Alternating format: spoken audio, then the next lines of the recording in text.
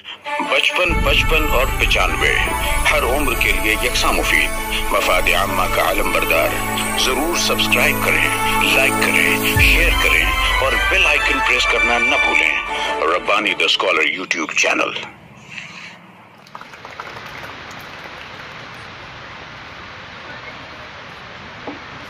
اب آ رہی ہے کینڈیڈیٹ نمبر 22 اور اس کے بعد تیار رہے کینڈیڈیٹ نمبر 18۔ جج صاحبان نوٹ فرما لے، یہ ہے کینڈیڈیٹ نمبر 22۔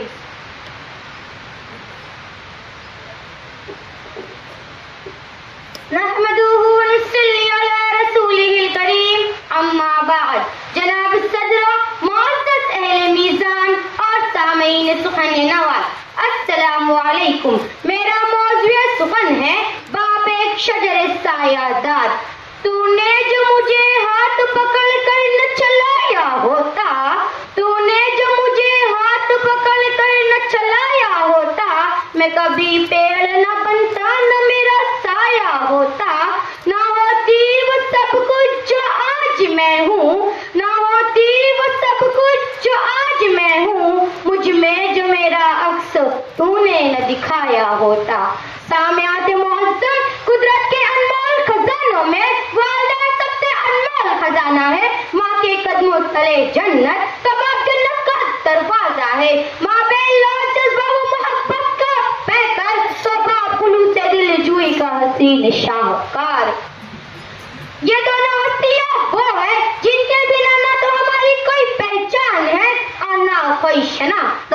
ماں ہو یا باپ، اس دنیا کا سب سے عظیم رشتہ ہے جو اپنی اولاد کو ہر نعمت سے پیارے ہوتے ہیں۔ محترم سامعین، میں کہتی ہوں کہ حق ماں کا زیادہ ہے، شان باپ کی بڑی ہے۔ پورے قرآن میں رب نے ماں کی قسم یاد نہ فرمائی، لیکن باپ کی قسم کو یاد فرمایا ہے۔ یہ باپ کی شان ہے۔ کیوں نہ ہو اس باپ کی شان بلند کے جو کماسم کوئی بھی ہو تیرے لیے کمانے نکلا، بتا وہ کون تھا؟ تیرے مستقبل کے لیے وہ اپنے حال کو بگاڑ بیٹھا، بتا وہ کون تھا؟ تجھے سنوارنے کی خاطر وہ خود کو بلا بیٹا، بتا وہ کون تھا؟ خدا کی قسم جواب یہی آئے گا کہ جو بارش میں جاتا رہا وہ باپ تھا، جو بارش کو سہتا رہا وہ باپ تھا، جو سورج کو سہتا رہا وہ باپ تھا، جو لوگوں کی گالیاں کھاتا رہا وہ باپ تھا، خون پسینہ ایک کر کے جو تیرے حلق پر لقمہ جس نے اتارا وہ باپ ہی تھا۔ جی ہاں سامعین، باپ ہی وہ صاحبان شفقت ہے جس کے سائے میں اولاد پروان چڑھتی ہے، باپ کی موجودگی میں اولاد کو محفوظ پناہ گاہ لگتی ہے۔ باپ ایک تمر بار شجر سایہ دار کے مانند ہوتا ہے جو زمانے کی گرما ہوا کو خود سہتا ہے اور اولاد کو صرف پھل اور سایہ مہیا کرتا ہے۔ جس طرح سورج مدت کا ماما ہوتا ہے، جس کے نہ ہونے سے ساری دنیا اندھیروں میں ڈوب جاتی ہے، بالکل اسی طرح والد کا پیار بھی اس کی ڈاٹھ اور سختی میں چھپا ہوتا ہے۔ ایک آر قربانی کا یہ پیکر مجسم اولاد کی بہترین تربیت اور روشن مستقبل کے لیے ہمیشہ سراپا دعا رہتا ہے، جن کی دعا کبھی رد نہیں ہوتی کہ فرمان نبی صلی اللہ علیہ وسلم ہے کہ باپ کی اپنی اولاد کے لیے دعا ضرور قبول ہوتی ہے۔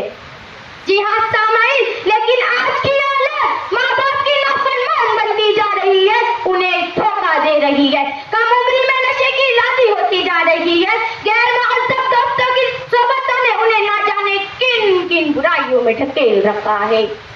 راتوں کو ہوٹلوں میں شب گزاری، سیمینار ہال کے چکر لگا کر ماں باپ کی محنت و مشقت کو مٹی میں ملایا جا رہا ہے، مٹی میں ان کی صحبتوں کو مٹی میں ملایا جا رہا ہے۔ ماں باپ کی ڈانٹ اور نصیحت سے بہتر انہیں دوستوں اور ساتھیوں کی فضول باتیں خوش کر رہی ہے۔ بچوں اور بچیوں کے کارنامے سن کر ماں باپ خون کے آنسو بہا رہے ہیں۔ ان کے حرکات نے انہیں سماج میں منہ دکھانے کے قابل نہ رکھا۔ یاد رکھو نبی کے یہ فرمان کو کہ باپ کی رضا میں اللہ پاک کی رضا ہے اور باپ کی ناراضگی میں رب کی ناراضگی ہے۔ محترم سامعین، آج ضرورت ہے صادق الوعد اسماعیل علیہ السلام کی، ضرورت ہے عویس کرنی جیسے والدین کی فرما برداری کی، جنہیں دنیا ہی میں جنت کی بشارت دی گئی وما علينا إلا البلاغ المبين. خدا 55 اور 95 ہر عمر کے لیے یکساں مفید.